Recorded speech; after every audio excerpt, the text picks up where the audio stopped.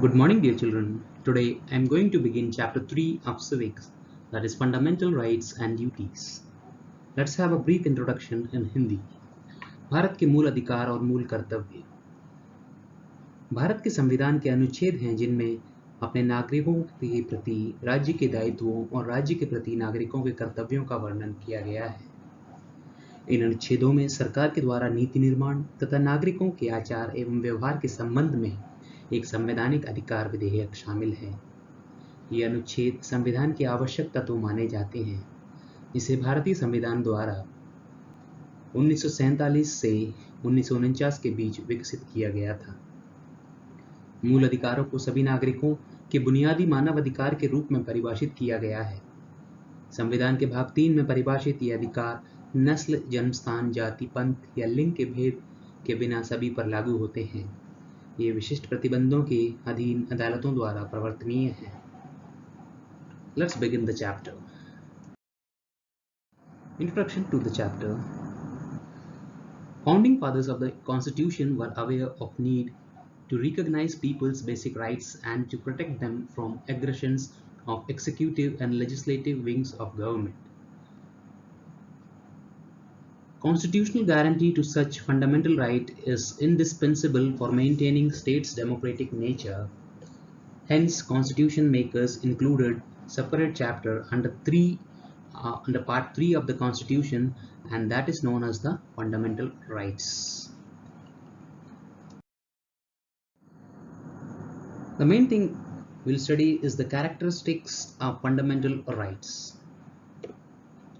Fundamental rights can be enjoyed by all, but these rights can be regulated by the judiciary. The fundamental rights by nature are civil and political rights which safeguard the citizens against any oppression by those in authority.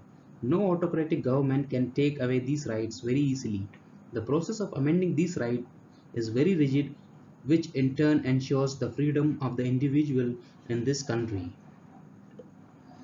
They may be suspended by the president during an emergency. The fundamental rights are justiciable, that is, the Supreme Court and the High Courts in the country can issue writs to enforce those rights, which have been taken away by either the government or any individual. The right to constitutional remedies guarantees this authority to every citizen. The right to move the courts for the enforcement of the fundamental rights is a prerogative of every Indian citizen. The fundamental rights are universal in nature.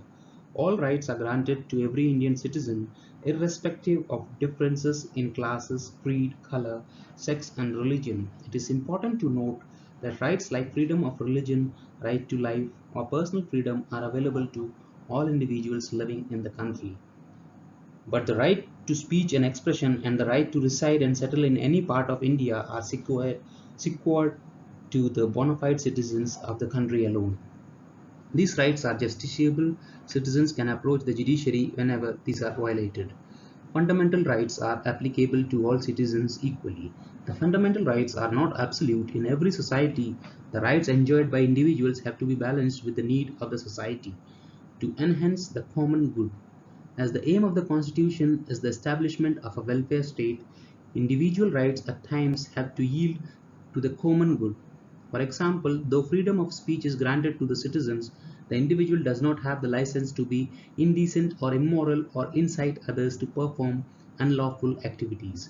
The guarantee of each right has therefore been limited by the very Constitution itself, by conferring upon the state the power to impose reasonable restrictions as may be necessary for the larger interest of the community. Thus, the Constitution attempts to strike a balance between individual liberty and social control. All fundamental rights except the rights conferred by the Articles 20 and 21 remain suspended when a proclamation of emergency made by the President under Article 352 is in force. One cannot move the courts for the enforcement of these rights during this period. Classification of fundamental rights.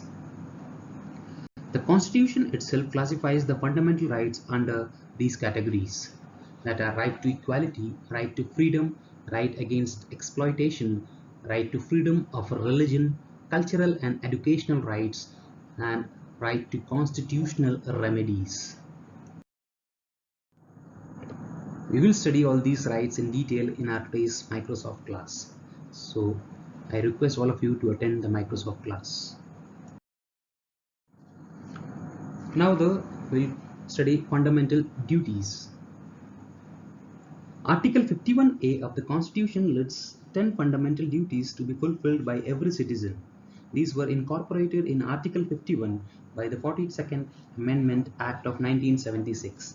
As is evident from the list of fundamental duties, the need for the realization of personal aspirations has been linked to the development of the nation as a whole. Every citizen owes a duty to himself and to the nation. To preserve the rich heritage of one's country and the nature at large is also the intrinsic duty of every citizen. To strive towards excellence in one's chosen field of endeavor does lead to the glory of the nation he belongs to. Here, the individual good is coupled with the common good. Every right that a citizen enjoys does have a corresponding duty. They are like the two sides of the same coin. No society can progress unless people live in harmony, respecting the other citizens and working towards the progress of the community and the nation as a whole. When we demand our rights, it is obligatory on us to see that what we also comply with the duties. Part 4A, Article 51A of Indian Constitution enshrines fundamental duties for all citizens. It was inserted by the 42nd Amendment Act, that is 1976. Under this, Indian citizens must perform the following duties. The following duties are: the first one is to respect the Constitution, national flag, and the national anthem. The second duty is to cherish and follow noble ideas which had inspired our national struggle. Third duty is to uphold and protect sovereignty, unity, and integrity of India. The fourth duty is to defend the country. Fifth duty is to promote the spirit of common brotherhood amongst all Indians. Sixth duty is to preserve our richly composite cultural heritage. Seventh duty is to protect and improve our environment. Eighth duty is to develop scientific temper, humanism, and spirit of inquiry.